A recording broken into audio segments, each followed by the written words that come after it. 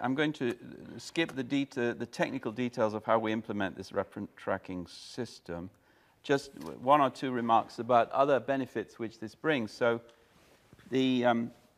since the IDs will be IDs also for events, processes, and since those processes very often will have GPS coordinates or some other kind of spatial location metadata associated with them, this means that mapping will be an automatic byproduct of the UE assignment process. Not just mapping of the things which are being identified, but also mapping of the persons or software which is doing the identification, because they will have IDs, and the assignments of the UEs will have IDs. And so you will get a very interestingly detailed map automatically. Now, another benefit, which I haven't talked about, but the idea is that when you assign UEs, then in very many cases, you will know what the entity is to which you're assigning a UE. And so you will assign a UE at the same time as you give it a code. So it might be a pimple, or it might be a tumor, or it might be a hemorrhage, or it might be a cough. And each time you assign a UE, the code goes hand in hand with it. And all of the other doctors within the system will be assigning UEs in association with codes. And you can use this as a way of quality control for the code assignment of the doctors. And so, for instance, if you have patients who are very similar in all respects except one, who are being treated in this additional respect quite differently by one doctor out of 100, but all the other 99 doctors are treating them in another way, then you can assume that this doctor doesn't understand what hemorrhages are. Or if you have a code in a coding system which is being used in a much more inconsistent way across a set of doctors than all the other codes, then you can assume that there's something wrong with the documentation or with the treatment of the corresponding medical phenomenon associated with that code. So you can use the referent tracking system to find problems with the way in which the data is being assigned and the metadata is being assigned to the phenomena in question. And this is something which is fairly simple to understand in the medical world, where there are big problems with coding systems. And I'm assuming that something similar will apply also in your world. It's also a way of creating mappings between coding systems, which we're going to need more and more, because in the US, at least, we have a rather small number of mutually incompatible secret coding systems for medical records. And we need to find ways in which we can create maps between the data coded using these systems.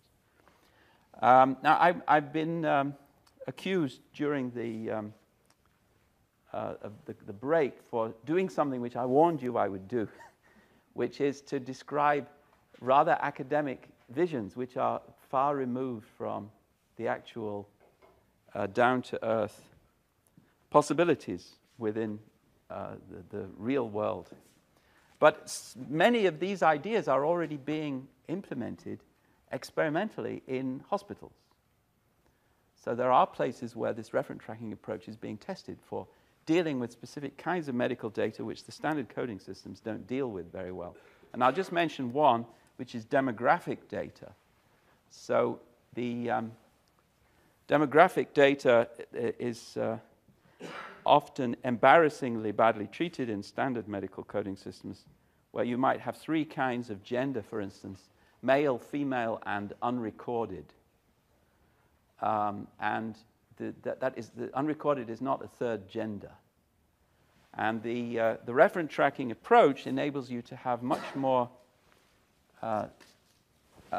realistic accounts of phenomena like gender or other kinds of demographic phenomena. And this turns out to be useful for solving problems which arise when you're trying to deal with demographic data in hospitals.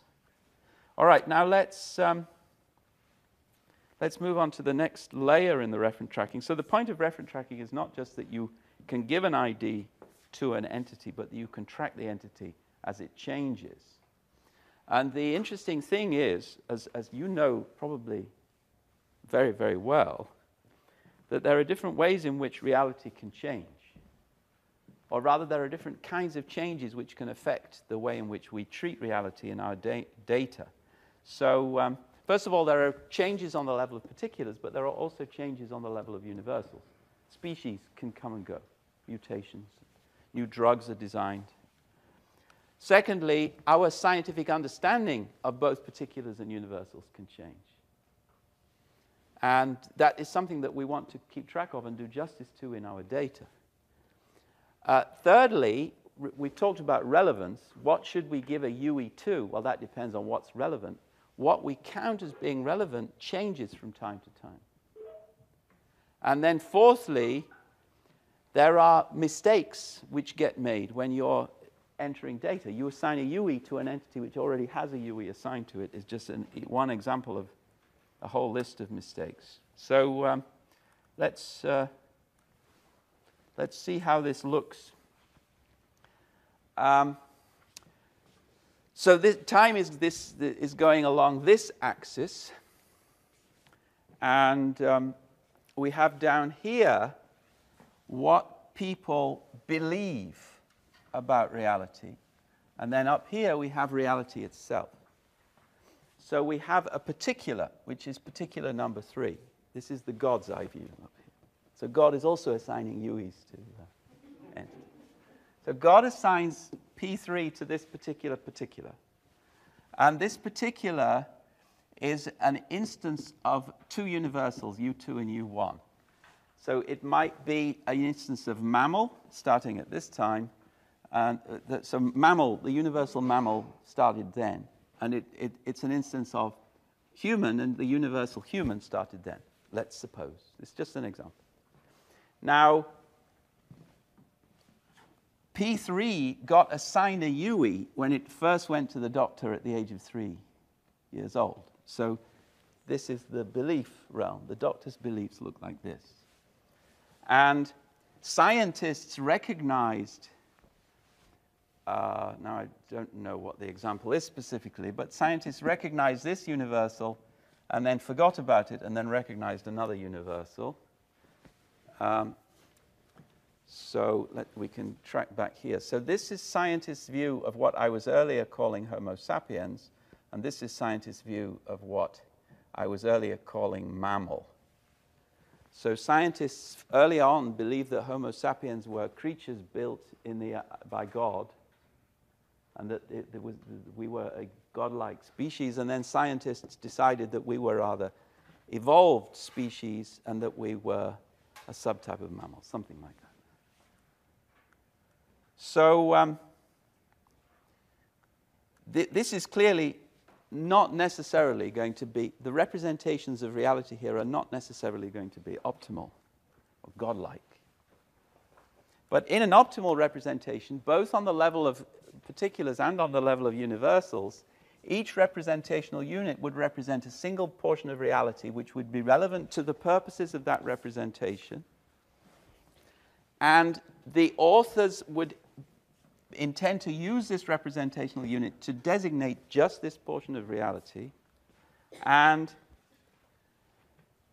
there would be nothing left out that was objectively relevant.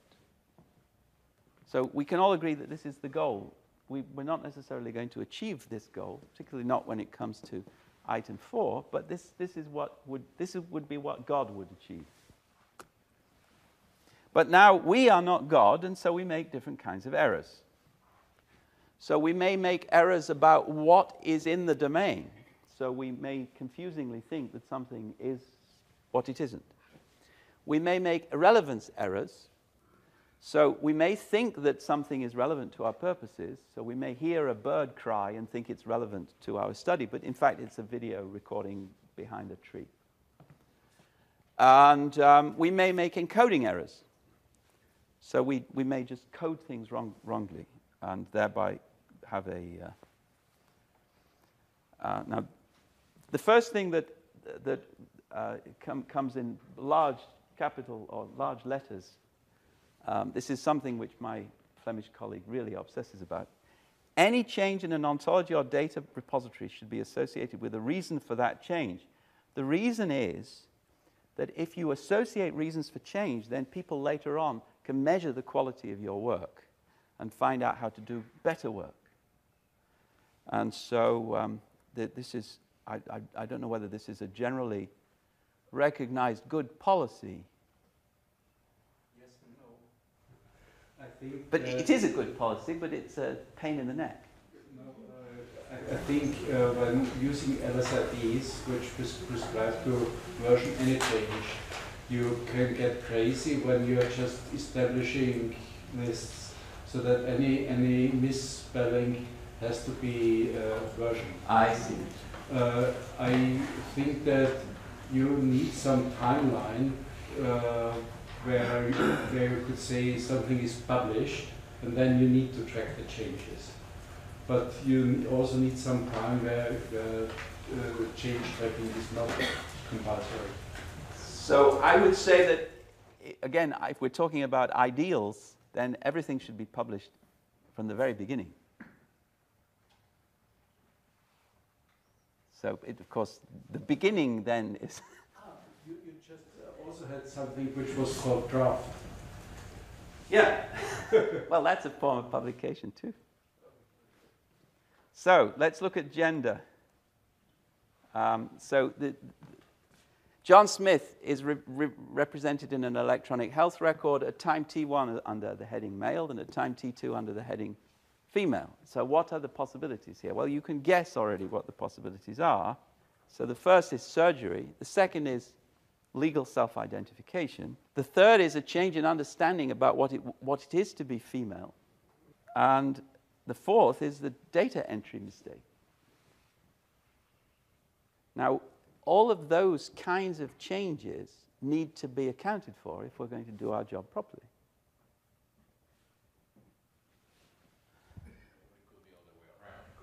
Mistake introduced doesn't need to be a correction.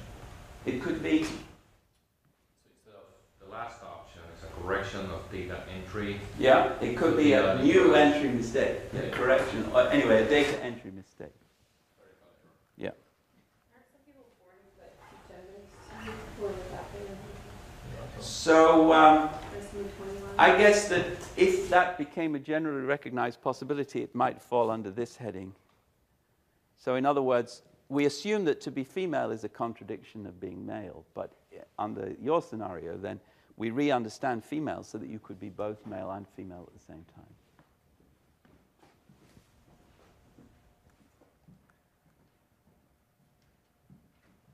Now, another issue that arises is that different people are going to be recording data, and they may not be recording data in a compatible way.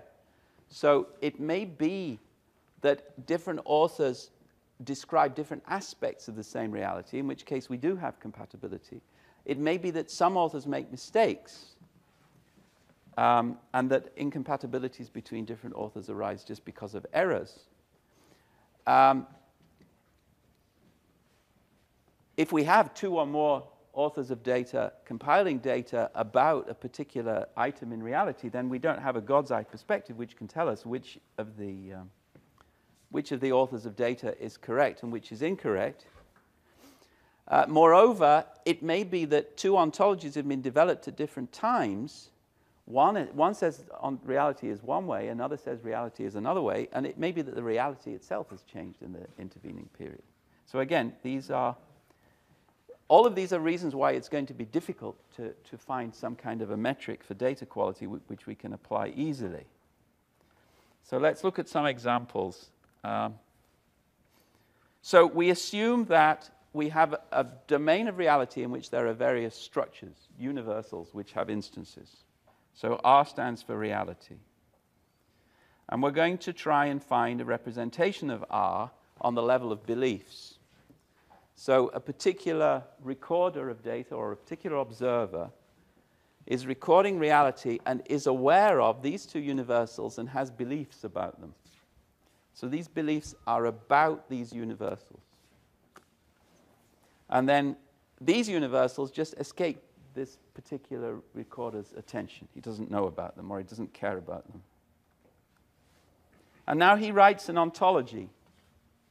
So he creates an ontology which is O1, which is published in draft form. And there is a node within this ontology which is representing this universal, which corresponds to the belief representation here, which is also about the same universal. And there is nothing in the ontology to correspond to this belief. So the ontology is a partial representation of that part of reality which the author of the ontology believes to be relevant. Now somebody else comes along and creates another set of beliefs which overlaps with the first set of beliefs, but which deals with some other universals which the first set of beliefs did not deal with. And he creates an ontology, O2. And then O2 and O1 both contain a term which refers to the same universal.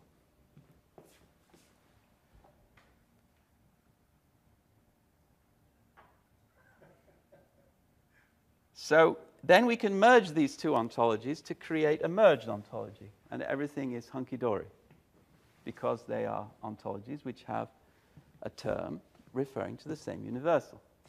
We're assuming that there is a reality that you can identify using. That was but so only God can know that we could do this, but we can do it. Of a reality. There is another third belief that we think is a reality that might or might not be. Well, but then we'd be here all day. Yeah, well, I get it. So, but sometimes we do this. Sometimes we do succeed in merging ontologies. No, most of that, yeah. But we can also agree to disagree. So if we agree to disagree, then that's agreeing to agree, actually. Well, so all I'm trying to say is that they could be incompatible.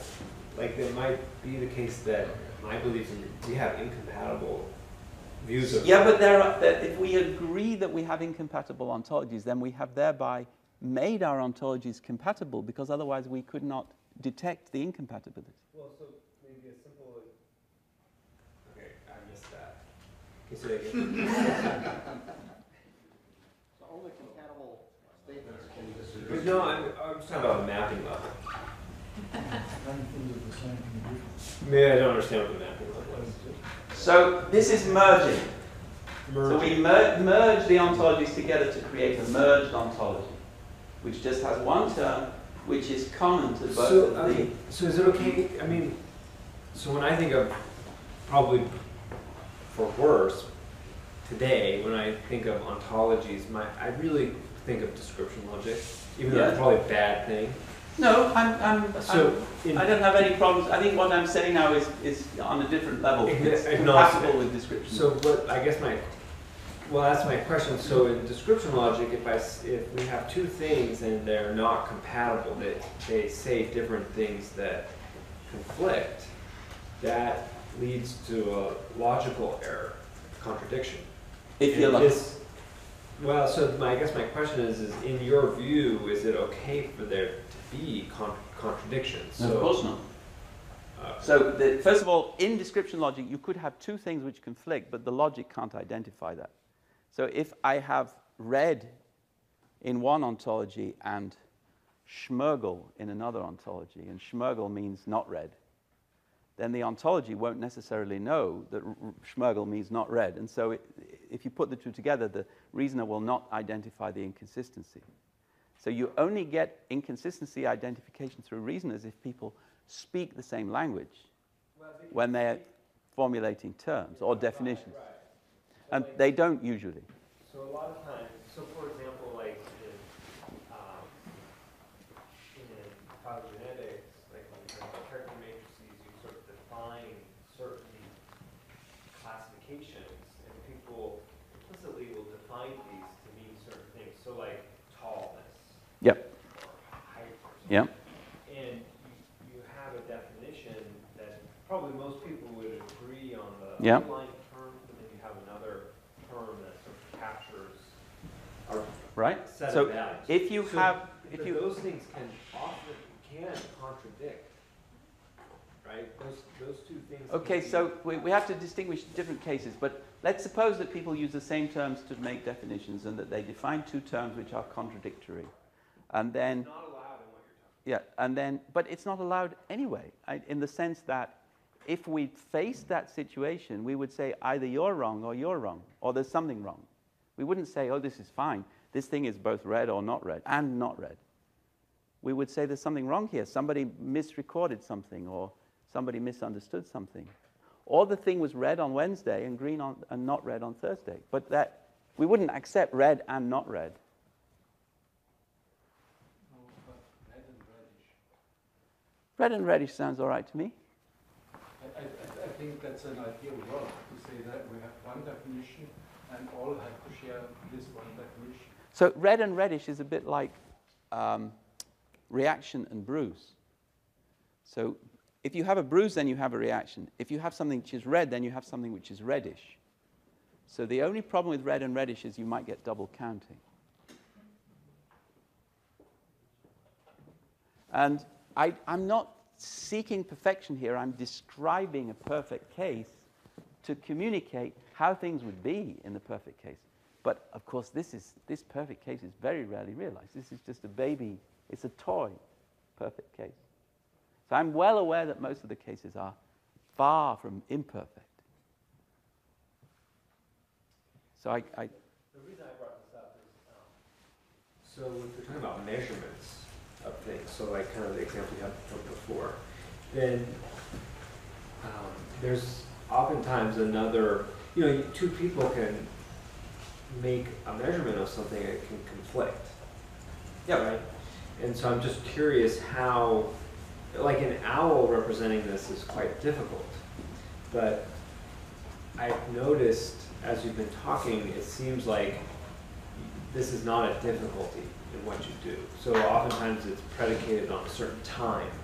There's some context under which certain assertions get made that seem to resolve things. The example you gave just a few minutes ago, where it was red at this time, but then another time it was something different. Well, that's actually quite hard to say in owl. Yeah. So I get a little confused. But don't worry about owl for a minute. Just worry about whether you and I agree. So if A says that x is 1 meter 80 at time t1, and y says that x is 2 meters 20 at time t1, then I would say, gentlemen, go away and check your measurements. I wouldn't be happy if they gave me those results. One of them is wrong. And you should have exactly the same reaction. Well, it could just be a different device. Yeah, but there's something wrong. If somebody says 180 and the other says 220. There could be more to the context that's not being captured. But nobody ever says the spiders are not in this forest. They say they've not been observed in this forest.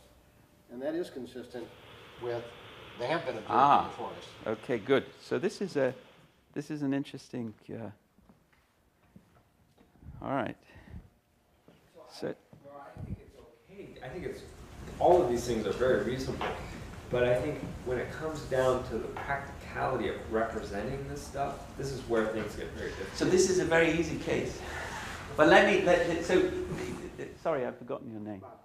Bob raises an interesting point, which I realize I should have clarified where we are in this room with regard to this point. So in the medical world, for a long time, probably still even today, there has been a very, very careful attention paid to liability.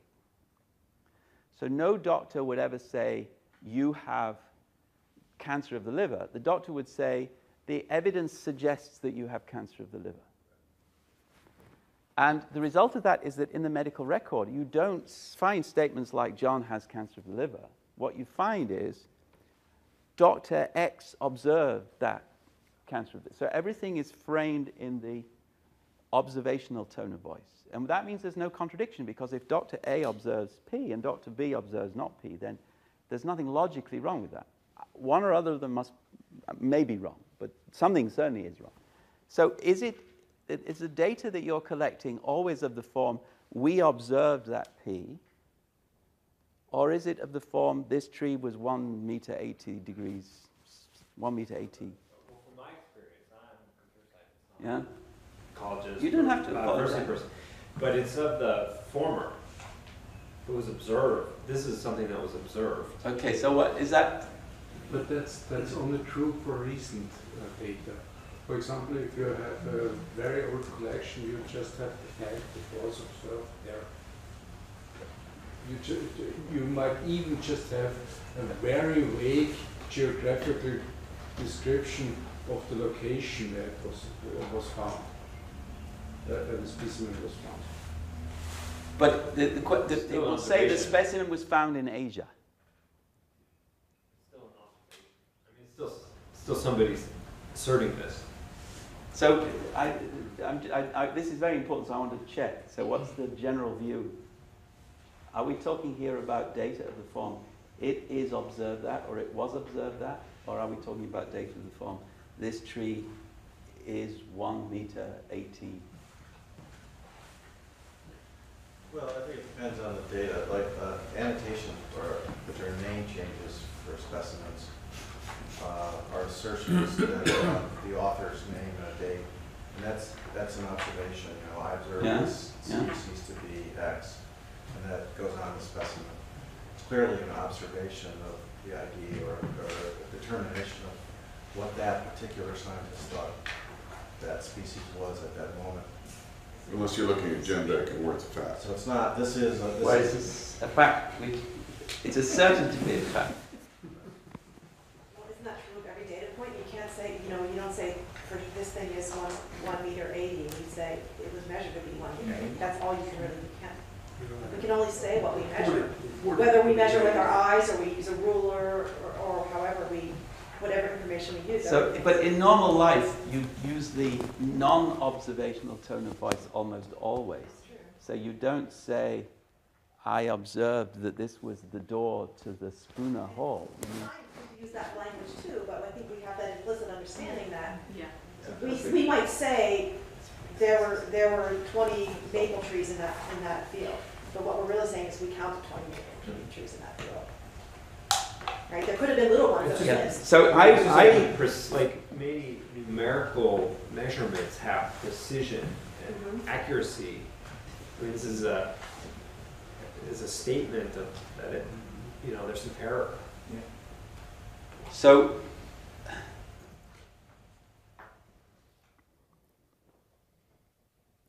okay, I don't think this will affect what I say, but now I'm aware of it.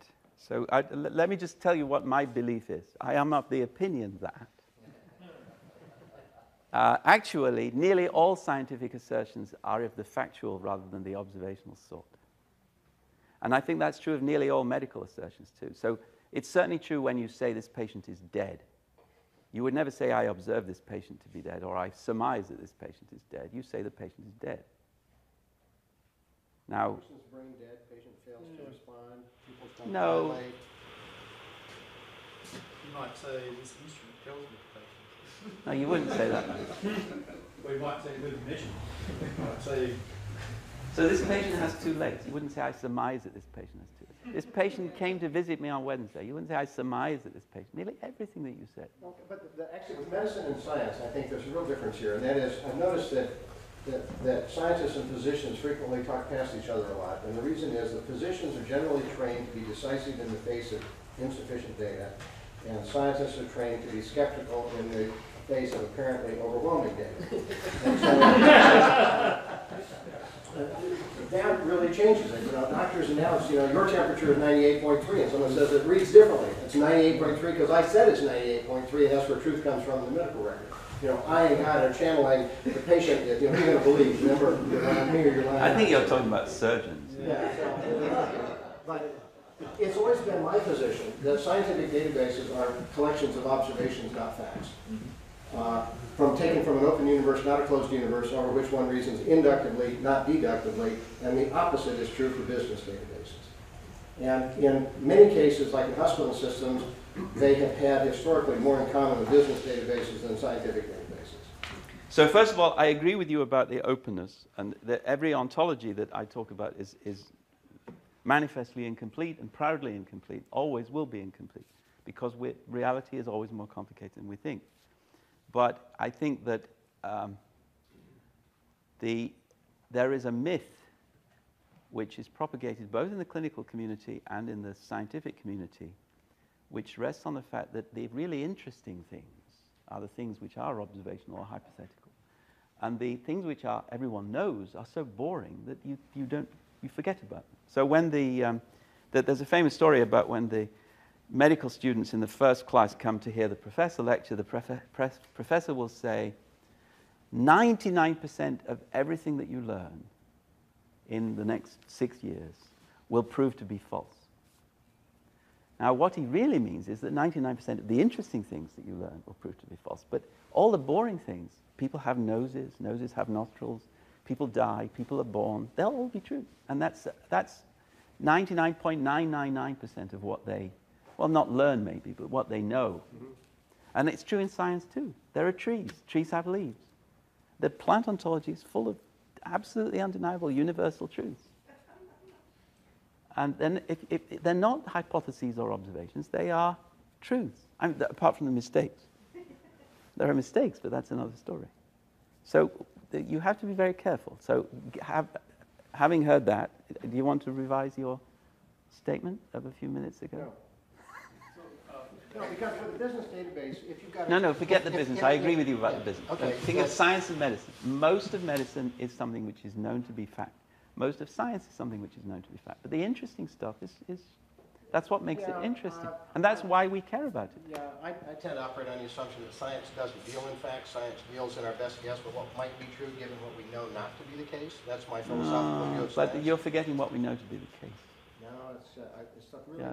Yeah. In 1950, any reasonable biologist knew that whatever the gene was, chemically, it had to be a protein. Did you fly here by aeroplane? I know. We're not going to go into reductionist stuff. But did you fly here by airplane? I know. So do you rely on the theory of thermodynamics? I'm just pointing out that if you look at the history of science, some of the things that people absolutely knew to be true, and everybody knew it, and it was boring, turned out to be false. They're just assertions. Yeah, so whether it's an observation or not, it's an assertion that somebody can... So operationally, what's the difference? I mean, so whether I record... The difference is that a collection of facts have to be consistent or the collection of facts is in a pathological state. A collection of observations do not have the requirement of being consistent in order to avoid being in a pathological state. Right. He just described the Republican Party. which he. So I would say, if you're right, then if two scientists disagree, we should just shrug our shoulders. But we don't. We try and find out a way that they can be consistent. Why? Because the goal of science is to describe the facts. Well, I think like reproducibility is... The goal of science is to produce reproducibility, to provide ever improved working hypotheses, not truth. Truth is reserved for religion. It's more like the probability of it. So you're just one step removed. I agree that anybody can disagree with me, and then it's just a matter of fixing their opinion. So there's one strange thing about proof that science can be, something strange that can be said about science, which it's a truth, but it's a really weird thing. It's model data. If I put my stuff into a mathematical model and I churn it out and it predicts that the rainfall at this spot will be 4 inches, we don't know if that's the reality, but that's the only, I'm supporting the assertion that, a lot of this. Yeah, that's why he travels on aeroplanes. Because the laws of thermodynamics are true of reality. And he knows that. No, they're good working approximations. Good, see, good. All right, so let's see what happens next. I trust Newtonian physics. I believe in quantum physics.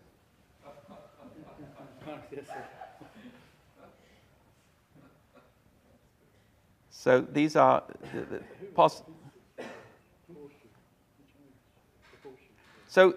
possible scenarios. So in the first scenario,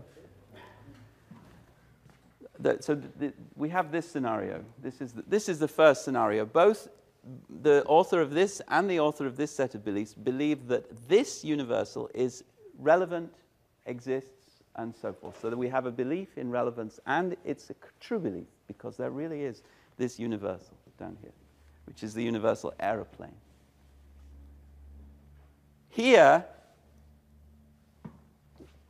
B2 does not believe in the existence of this. Sorry, B2 does not believe in the relevance of this universal, and so does not include it in his ontology. So it is relevant, B2 believes in it, but he does not believe that it's relevant, where B1 does believe that it's relevant and does include it in his ontology. Here, B1 believes in this universal and believes that it's relevant. B2 believes in the same universal and believes that it's relevant. And so this is the scenario that we had on the previous slide. So, but the difference is that O1 makes a mistake. He makes an encoding mistake so that the ontology contains a reference to a non-intended referent. So instead of going to here, which is the way it should have been, it goes to here. So there is a coding error in the third case. So we have three cases. They share a belief and a belief in the relevance of this universal. And so their ontologies can be merged unproblematically. Here, they share a belief in the existence of this universal, but B2 doesn't think it's relevant, which is a bad sign because it is relevant. And here, B1 makes a coding mistake. So we have three dimensions in which we can measure the quality of an ontology. Does the term refer to something which exists? Does the term refer to something which is relevant? And was there a coding mistake made? Now, when we combine these particular criteria together, we can formulate a measuring system which can measure the quality of an ontology. And this has been applied to the gene ontology. So according to reality, your ontology is good if, assuming that some universal, say aeroplane, is relevant to your ontology and exists, then your ontology is good if it recognizes the existence and recognizes the relevance. It's good if the author of the ontology believes in it and believes in the relevance. And it's good if there is no encoding error, which means that the author intends to refer to that universal by means of this particular term. And now I've forgotten what that means. And then there is a relation to external reality. So there is really a universal there. So in this case, we have no errors. And we have no errors if there is nothing at all in the ontology. So an empty ontology doesn't make any mistakes. It's just very modest. And this is true even if universals exist, provided they're not relevant.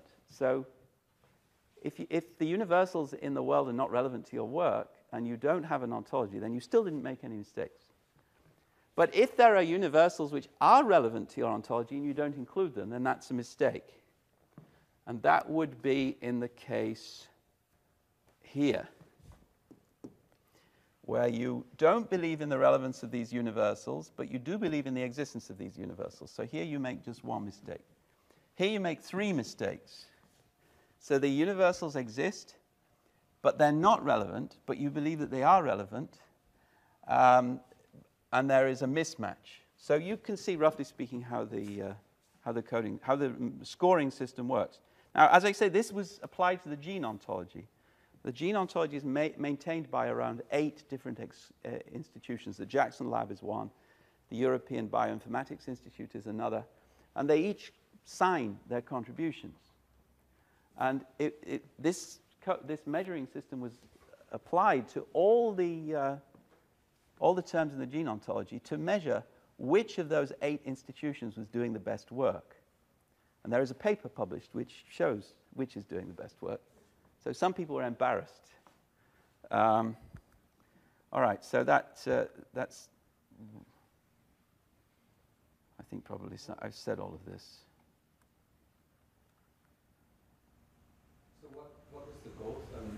The goal is to try and find a way. What's the goal? What's the gold standard when you're adjudicating? The gold standard is always the current version. So you assume that the current version is the best you can do. Of course, in 3 weeks' time, you'll have something better. But the gold standard is what you have now. And then you track back.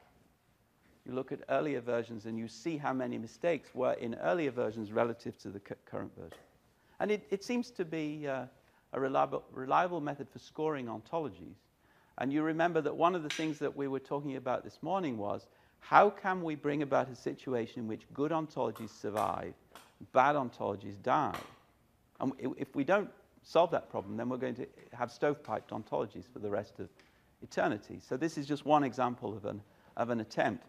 Now, I think it's an attempt which is illuminating. I didn't go through all the details, but it's very, very hard to implement. So my Flemish colleague is very anal. He does this for gigantic ontology resources in a very, very careful way. Most people wouldn't do that. But this is not a way to adjudicate amongst competing ontologies. It's a way to determine how wrong we were in the past, assuming that we're right now. So it can be used to adjudicate between the work of different ontology groups rather easily. So I'll tell you how it's been used, which is of more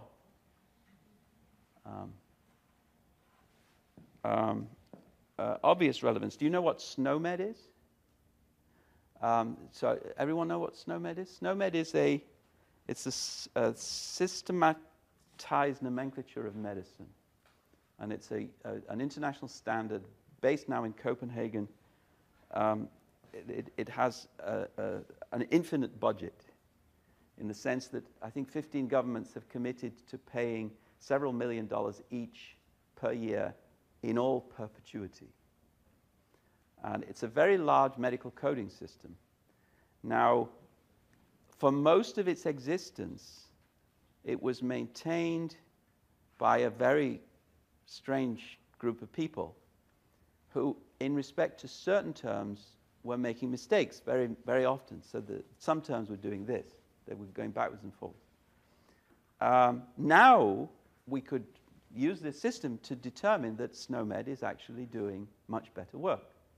So that it reached a point where, relative to the work which was being done in earlier generations, it's doing work which would justify reliance upon it. It has problems still, but it has reached a plateau where it's being, it's demonstrating some kind of stability from the point of view of these measures, which justify that you should rely on it. Now, this is important because hospitals have to decide what kind of technology to invest in for their electronic medical record. Governments have to decide what kind of technology to invest in if they have national electronic medical records. And this methodology was able to demonstrate that Sno-Med is. I guess I'm being denser than usual. Yeah. Because I don't understand how you can. I mean, yes, you're all. It's my understanding from what you're saying is that using the current Sno-Med, we can say all these previous versions of Sno-Med were deficient. No, so remember that you are also comparing earlier versions. So you can take any version as the gold standard to what in relation. Yeah. Yeah. But what I'm saying is you have to agree that Sno-Med is good and correct and deserves to be the gold standard before you can use it to adjudicate amongst, competing prior versions. But why would you want to do that other than to hand out gold stars? You have a scenario like this. If we have a pen. Can anyone? Oh, there they are. They're standing up. So for some terms, Sno-Med was doing this. So literally, they were going back hundreds and hundreds of times backwards and forwards because they didn't know how to deal with a certain phenomenon. And from a certain point, they do this. And you can say from about here, Sno-Med passes a threshold within which it can be relied upon to yield consistent data over a longish period of time. So all of this has now disappeared. There is no instance of this. Well, there used to be multiple instances of this. And these are the versions of Sno-Med. Now, you couldn't say here, oh, now we're fine. But you can say here that now we're fine. But this is only an opinion. this is the sort of thing where opinion truly is going to be the best you can get. But when you're making decisions involving the investment of millions of dollars on coding systems, then you need some kind of opinion which can be based upon measures. Now, this is a measure for ontology quality which actually is able to compare quality, not just over time, but also between people working simultaneously. It doesn't go very far, but it does take you somewhere. And the three criteria that I was talking about, namely objective existence, objective relevance, and correspondence, coding error or absence of coding error, are criteria which are going to be important to an ontology. You want your ontology to be about something which exists, or which is believed to exist by the majority of scientists at any given time, as he would say. All right, so... Or at least believed by one person who's got access to funds. No, now you're being cynical. All right, so this is a calculus, and I think I'm coming to the end of this now. So this is my Flemish colleague speaking now. Realist ontology is a powerful quality assurance tool for building high-quality ontologies and high-quality databases, because almost all of what I was saying about ontology mapping or ontology adequacy can be applied to databases too. And so I guess that's enough for that particular topic. So now I want to go back to the slides from this morning very quickly and talk about information artifacts. But before I do that, are there any questions about the referent tracking stuff? You mentioned that IUIs are being used. Where exactly, and who's the resolving service for them? So it's Buffalo and Arkansas. So we don't need a resolving service. We're a small enough group. We're doing this experimentally, just to test the methodology. We have people interested in a lot of other places, but reasonably enough, they want to see that the methodology actually works. I have a question about the referent tracking. I'm sorry if you said it and I missed it. How do you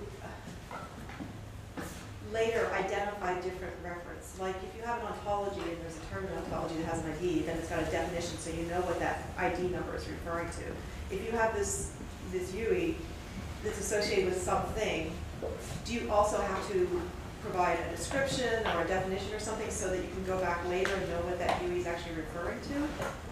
Do you create annotations to each UI which describe it? So it's going to vary from context to context, but the paradigm case is the clinician sees a patient, sees a wart, assigns a UI to the wart, and simultaneously the coding system will assign a code to the wart. In fact, it will go the other way around.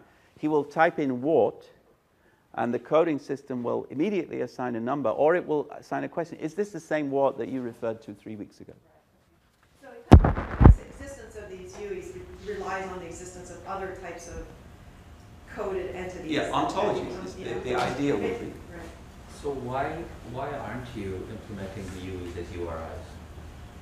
So actually we are. So we are.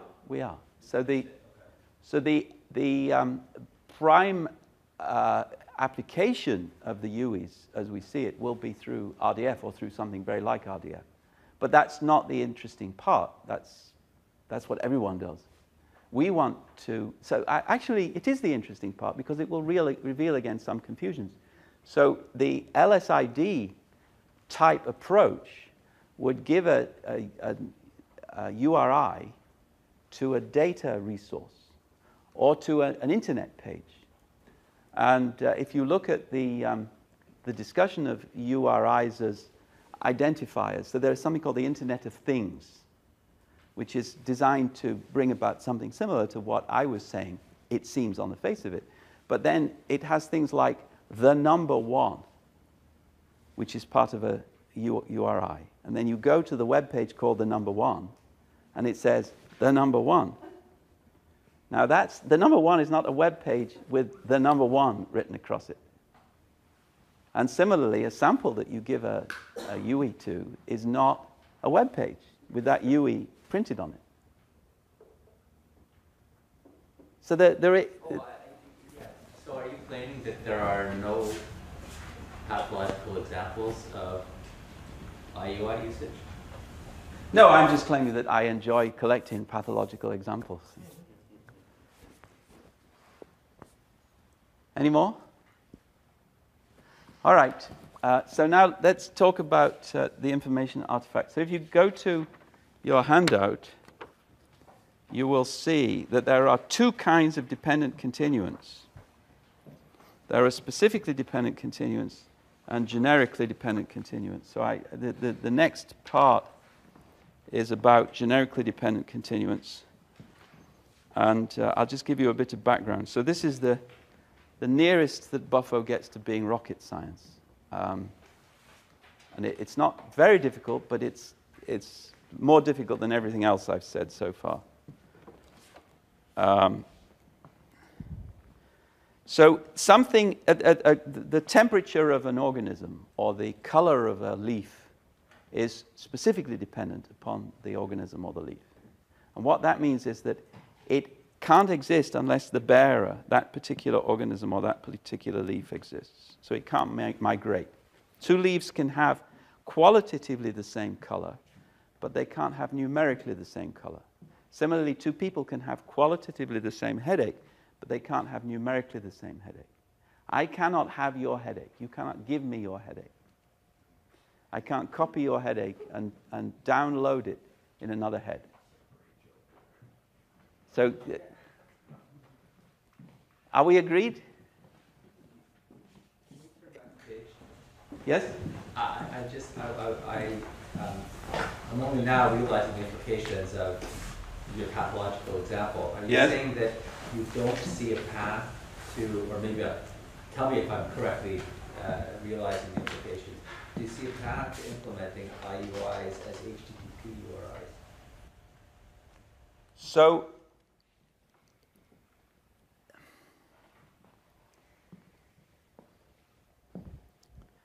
there are two issues here. One is uniqueness. One is guaranteeing uniqueness. And one is guaranteeing reference. So we can guarantee reference rather easily, even for the bird flying above our head. We can't guarantee uniqueness very easily. Now, I think that the obvious avenue for guaranteeing uniqueness, given today's technology, is something like RDF, or something like URIs. But they don't guarantee that we get the right references.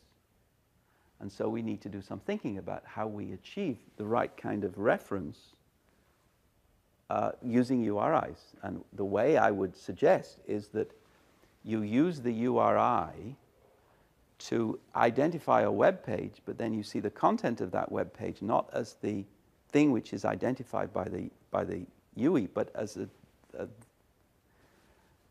uniqueness identifier, something like that.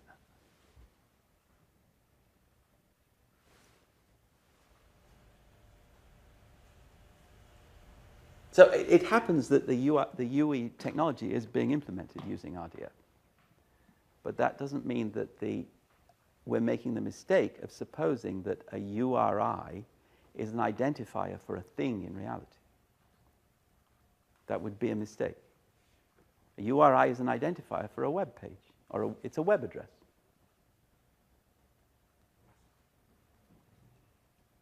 So the IUI refers to a thing in reality. Yes. Oh, including web pages. Yeah, sure. Yeah. So one of the ways in which we implemented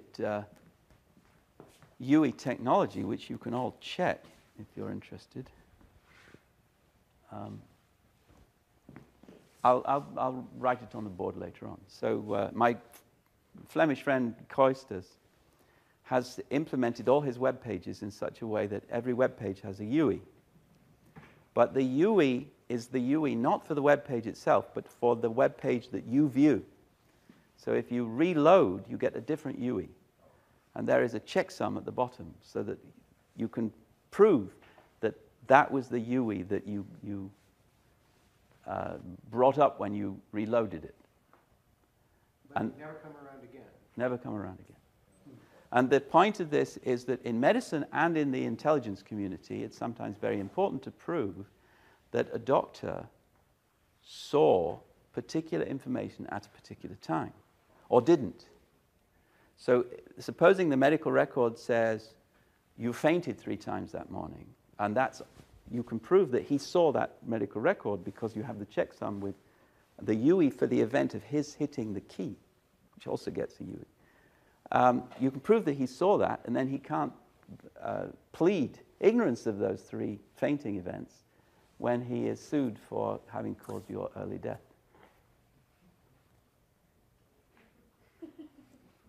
Numbers are free. It doesn't cost anything. If it's a matter of life and death. So, not to flog a dead horse, but going back to the UEs pointing to web pages about things. Yes. If I have a UE that points to say I want to identify a specimen in a drawer, and I take a tissue from that specimen, that tissue then is sent to a repository, then it gets a DNA extraction. I can't get a tissue or a DNA extraction from a web page. I can only get a tissue or a DNA extraction from a specimen. Exactly. So how then do I join a notion of an identifier for the specimen and an identifier for the tissue? And say that this tissue came from this. So I will go back to my original response to his question. Sorry, I don't know your name. Joel's question. Of course, we implement UE technology using RDF, but that's trivial. That's just implementation. What's important is that the UE itself, which is the string at the end of the URI, is pointing to a thing in reality, a sample or an extract or whatever it might be, not to a web page. But, so you're just distinguishing between the UE and the URI. Exactly, yes. The UE is just the end part of the URI. And we use the URI just because the technology is easy. Why can't the URI be the UE? Because a URI is a web address. And then we get back to your question, how can a web page be well, what's the difference? It's just a bunch of letters and numbers. So your credit card number is just a bunch of numbers, but that doesn't mean that it's not a very important number. So that this is what I'm going to be talking about next. Numbers and strings are much more complicated than we. It's quite common in the semantic web to have URIs that don't resolve, never are intended to resolve. Basically, they satisfy the syntactic constraints of something, but they're a unique identifier otherwise. Yeah. So that, in that sense, it's distinguishable, I think, from. Yes, so you're right. So, but then really that means that we are just using the URI form as a means of guaranteeing uniqueness. And we're not using it in order to appeal to the web address aspect. Right. So if the URI doesn't resolve, it can be the same thing as the UE, is that right? No, I don't like that. URI, I mean, if that's just used as an identifier, the problem with URIs as identifiers is we think they can resolve. Yeah. I mean, if it was just a good, we wouldn't think they could resolve. We wouldn't know what it means. It's just strings of letters and numbers. So it's just a method for making an identifier unique that is then assigned to a record, but not necessarily resolvable. So this is really the use of URIs in the context of UE technology is just an implementation issue. It's go on. Could this be implemented then using the hashtag pattern where you have the URL, the HTTP identifier, and then a hash followed by the URI? Yes, that would, again, just be an alternative implementation. I guess you could implement it by having all the UEs on one web page. Well, no, but right, the hash is used in different, right? I mean, this is part of the reason why maybe data kind of is moving away from the hash representation is that it had this, the hash has this meaning from HTML. Yeah, right, yeah, right? yeah. But so the proposal was that you could could also use it to refer the things that aren't on the page. One key to the success of UE technology, if it's successful, one key to the success... The hash is stripped by the browser before it's sent via HTTP. Right. So it's part of the URI, but it's not transmitted via HTTP. Yeah. But one feature of alphanumeric IDs which is valuable is that they don't have any meaning. They don't wear their ownership, they don't wear their responsible person's name, they don't wear anything on their face. And that's good because that means that you can use them just as bare identifiers. Now, as it happens for implementation purposes, the URI is, or the RDF context is something which is useful to appeal to, but you don't need to appeal to. All right, shall I go back to credit card numbers now? So the idea behind the information artifact ontology grew as follows. We were building the ontology for biomedical investigations, and very many of the entities which OB needs to deal with are information entities. So we have things like protocols, publications, databases, and so forth. And so because OB was being built as an extension of Buffo, we needed to have some place for information entities within Buffo, because the strategy always is that you define the top level of your ontology by taking a higher level ontology and specifying it. So you always need a hook. And in the end, that hook has to be in Buffo. So there is nothing in Buffo, or there was nothing in Buffo at that time, from which information entities could be defined. And so we argued about what the appropriate solution might be here, and the key was to find some feature of information entities which distinguishes them from other sorts of entities. And first of all, information entities seem to be dependent upon information bearers. So there are no information entities unless there is some carrier or bearer of that information, whether it's a hard drive or a brain or maybe a chromosome or a paper with ink marks. In each case, we have some physical thing, which is the bearer. But now, there's one characteristic of information entities, which is that they can be migrated. They can be copied. So a PDF file on one laptop can migrate to another laptop. So it still needs a bearer, but it doesn't need this specific bearer. It can move without loss from one bearer to another. And in this sense, information entities are not specifically dependent, as are headaches or colors or temperatures. They are generically dependent. So they have to have a bearer, but which bearer they have is to some degree variable. Now, from this point of view, protein sequences are information entities. Or anyway, they are generically dependent continuants because a protein sequence can be copied. And we were very keen not to be embrangled in arguments about whether genes are information. So in order to solve that problem, we said, well, we will take an easy way out by focusing not on information entities or generically dependent continuants in general, but rather we will focus only on those information entities which are created by human beings deliberately. And so, in other words, we shall focus on information artifacts. What this means is that information artifacts are entities which have a certain provenance. Namely, they were created deliberately by human beings. Now, examples of information artifacts are credit card numbers, which are, in fact, my favorite example. Credit card numbers are not numbers. So, anyone object? Yeah. They are not only numbers. So, do they have prime factors? Can they be odd or even? Can they be divided by 3? Doesn't make sense. They can be numbers. So I don't even think that they can. Actually, they are strings of digits, and they have a check digit some senses they are numbers. In other sense, Yeah, I don't think that they're strings either, because if they were strings, if they really were strings, then the very same string could be a credit card number and a social security number. But no credit card number is ever a social security number, and no social security number is ever a credit card number. So they have a different number of digits. Well, leaving that aside.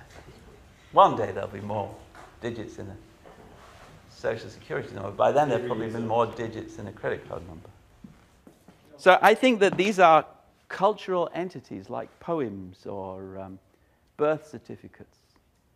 So if we have a very short poem and the wind blows the sand on a beach into letters by accident and creates shapes which are the same shape as the letters which make up that short poem, then it will not be the case that the wind has written a poem. He's nodding. Why not? Because the poem has to come into existence as the result of a deliberate act of a human being. Whether it's actually writing the poem or programming a computer to write poems, in both cases it's a deliberate act. Now similarly, a credit card number has to come. A credit card number has. So I think I need to mute something. No, it's fine. Yeah. The people on the phone are complaining about roosters crowing, low whistling sound, and some typing noises. So I was trying to. So they're not complaining about me stomping. Anybody else notice the rooster? All right, so a credit card number has to come into existence through a deliberate human act of a very, very specific institutional sort. Without that act, there is no credit card number. But there was a string beforehand. In fact, there was a string in the computers of the credit card company. But that string was not a credit card number until there was the corresponding account with the corresponding legal properties. So a credit card number is not a string. It's a different kind of artifact. Am I right or am I? You're more right, I think, when you say that a credit card number is not an integer, because, as you point out, integers have certain properties that you can add to them and you can apply the Groth axioms. But strings, obviously I know what you mean. But, I mean, strings, the only properties that are, strings have properties too. You can impose a dictionary order on them, and you can do various substring operations. I mean, here's a question. Take the string operations from your favorite computer language. Can you apply them to credit card numbers? And I would say you're applying them to the strings which are isomorphic to the credit card numbers in some obvious sense. You take two credit card numbers and append them, you don't get a new credit. This is very close to the use of white credit card numbers. numbers are not closed under the It's a string that serves as a credit card number. There's strings, though. Like, It's a white horse, a horse. He didn't say it's not strings, that wasn't it. In another venue, you would say. They said they were strings. It is That's an attribute. Credit card would be It's a credit card number entity. It has a string. That's right. So we need to create some order in this string. So he suggests that a credit card number is a string with an attribute. Oh, it's a entity. Yes? With an attribute of being a string. Ah. Okay, so then being a string is not like being a mammal. So I think we shouldn't even talk about this because it's like strings and integers. These are, they're ways to store data, but they don't have any really semantics, right? So this is what you're arguing, I think. Yeah. Is that a credit card number can be represented as a string, it can be represented as an int, a long, it could be represented as a float, right? But it has a meaning that's independent of the way you actually then you're represent agreeing it. with me. Well, I'm not sure what argument you're making, but I think certainly this is another corollary to this synonymic dilemma of the use of the English language. So you pick a language term like number. And then Yes. we sit around here, and if you look it up in, the Oxford Dictionary, it comes with 10 or 15 definitions, and we sit here arguing, well, I'm using definition 3, but somebody else uses definition 6, and we would never resolve that argument. Yeah. So unless you get out the dictionary and say, see, I'm looking at 6, you're looking at 3. But that's precisely the kind of thing that we need to do if we're going to make progress here. But So in for the each... in the absence of a dictionary supplement, No, you'll no. just sit and say, I say number, you say number, I say number, you say So number. You don't. let's go back to definitions earlier on. So why do I insist over and over again that terms in ontologies have to have definitions? The ontologies are useful only to the degree that they are used. If you have an ontology which is absolutely fantastic, but there's no data annotated in its terms, then you don't have anything. But if you have an ontology which is sort of so-so, but millions of people are using it to annotate data, then you have everything. How are we going to get people to use an ontology to annotate data? And how are we going to get them to do it more or less consistently? By making sure that they understand the terms in the ontology and that they feel a certain assurance that they understand them correctly. How do we do that? By defining those terms in English. And so we don't need a dictionary with 10 definitions. We need just one definition plus authority. And the authority comes in part from having a good definition. So if you use a label like information artifact, then that's unusual, and everyone will stop and say, what's that mean? And Barry told me what that meant. And then the next time you hear it, you go, okay, I guess Well, you can check the definition. I guess that's information artifact. Artifact. The only place I ever heard that was in an ontology discussion. But the word number. So but Buffalo does not have the term number. And there are people who are pressing me to approve the idea that we might explore adding mathematical terms like number, but I don't want to do that. One reason is that it's a can of worms. Another reason is that these are words which have multiple meanings. And a third reason is, why reinvent the wheel? We have a perfectly good terminology for mathematics. We don't need another one. Does it matter to you that credit card numbers are not integers or strings? Because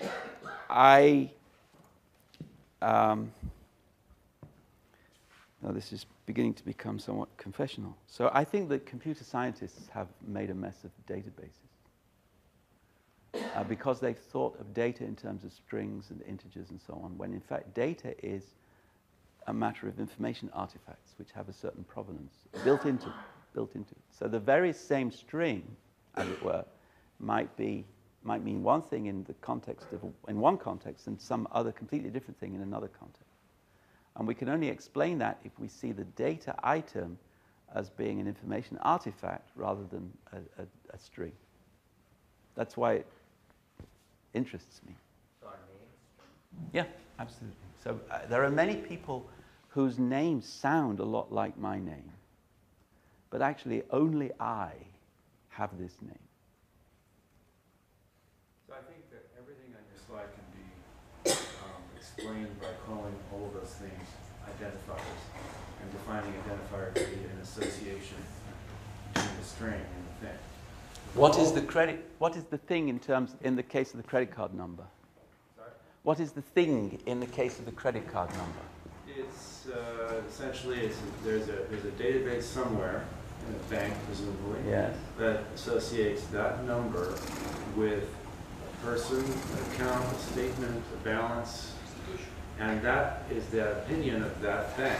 Now, another bank might have that same number, or the Social Security database might have that same number, entirely different association, but that's okay because these are identifiers for these are different sets of assertions about that string.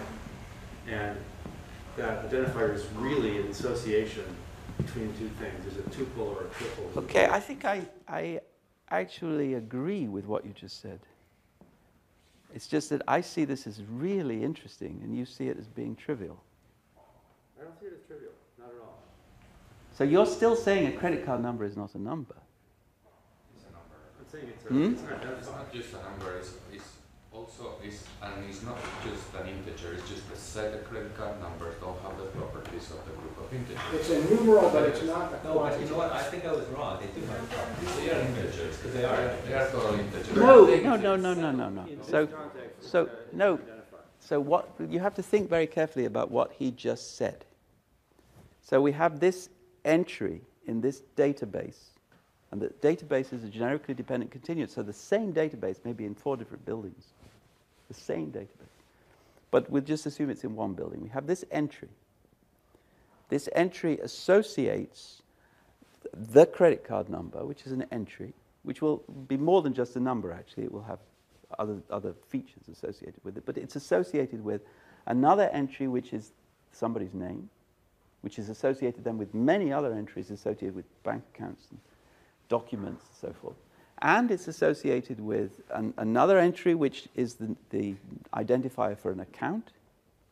So we have an entry in a database which has a credit card number as a major part, and then it's linked in and of itself to these 4 other very complicated things, which are linked in turn to these other linked dynamically, so that changes here bring about changes here, and changes of a certain sort would bring about the collapse of the whole thing.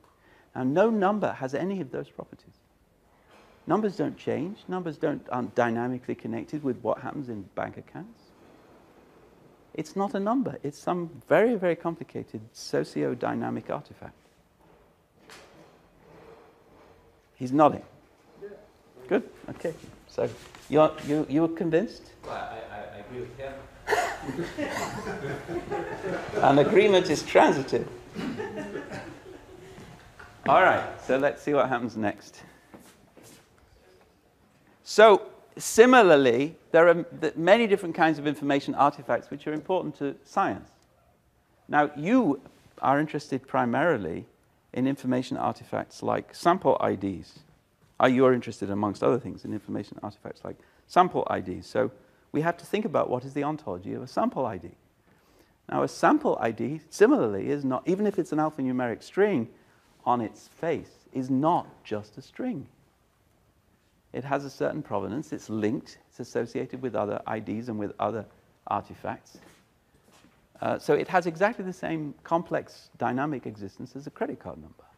Same sort of complex dynamic. It's just not part of a bank's computers, it's part of the computers in a natural history museum or some similar institution.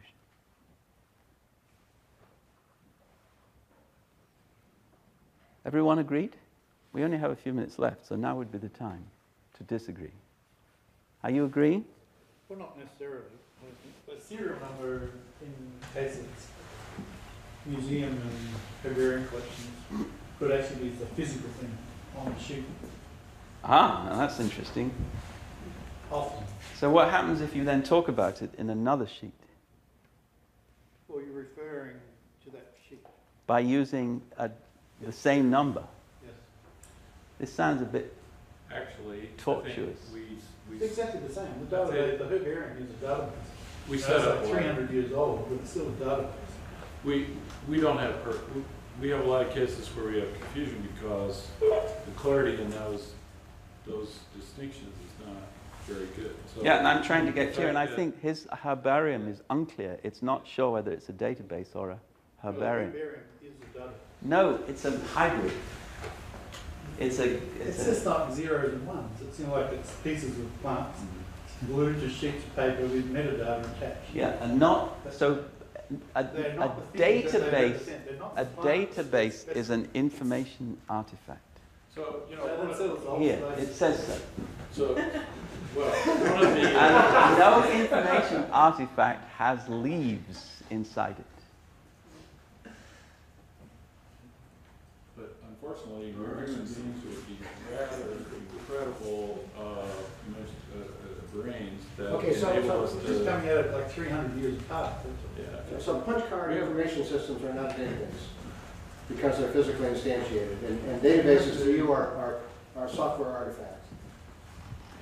Yeah, one of the most difficult things to do is to take a commonly used word, certainly one that's been used for decades, turn around and say, I've decided that I'm going to restrict the use of this word, or I'm worse, I'm going to invent a new use for this word that everyone else has been using for this other, and then I'm going to dictate that this word will no longer So either you dictate, or I dictate, or someone else dictates. Well, but no, the dilemma we here have is that we have 8 minutes yeah, to settle I mean, it. Change it from database to information store. But the problem is if Even you do then that, you're on. unless you have everyone gather together in a room and they all take the pledge, when you go and leave your narrow definition and go into a public venue, you're going to spend all your time trying to explain to somebody what you meant when you were clear and you said, just read my book. It tells you exactly what I mean. Now, and they didn't read your book, and they're not going to read your book. And so it's one of the dilemmas we have is this lack of clarity, and certainly just declaring that we declare that this is not clear doesn't actually make it. So I'm going to try and get clarity, and I'll start with him. You have an old punch card, which says, it's in a box, it says database number 4. Somebody takes the punch card and takes the data and puts it into RDF format. Exactly the same data, and calls it database number 4. Now, is it the same database? I wasn't asking whether they're the same. I'm just saying. I did ask that. He's asking. But you were saying that an information system that has botanical products attached to it isn't. No, attached is not the word I used. I said Inside. parts. Same thing. Inside, right? Part. So if the database can be here and here, then it can't be. So if the database can be here and it's green, and it's here and it's zeros and ones, the same database, then the database itself cannot be green. Because it's here too, exactly the same database. Well, how's that That's the point of data. I know we're not. But We agree that they're artifacts. Right. Just think you. and your database is a hybrid of a database and a herbarium. So is your ontology. Yes. Considering the time, I'm wondering if it would be a good use of time now to try and wrap up this discussion here and figure out or paint the picture for tomorrow. Good. All right. So I have been teasing some people in the direction of thinking about what data are and how they relate to things in reality, including things which they are associated with in a gluey sense. Because tomorrow I want to try and get representatives of the Darwin core and the oboe and what was the germ? Germplasm. Germplasm. And if there are other people in the room who want to volunteer, then I think you should talk to John to see how we can fit you into the program. I think, Joel, you say you wanted to give a short snapshot of the Darwin SW? Good. So my idea... You were one. I coerced you to give it a snapshot. I think it would be cool to look at. So I will be here until 3. After that, you can attack me all you want. But until 3 p.m. tomorrow, I will attack whoever wants to volunteer to be attacked. And as you can see, it's harmless. It's painless. It doesn't hurt. So I will try and pick holes in whatever you present. And if there are no holes, then I will be honest and say there are no holes.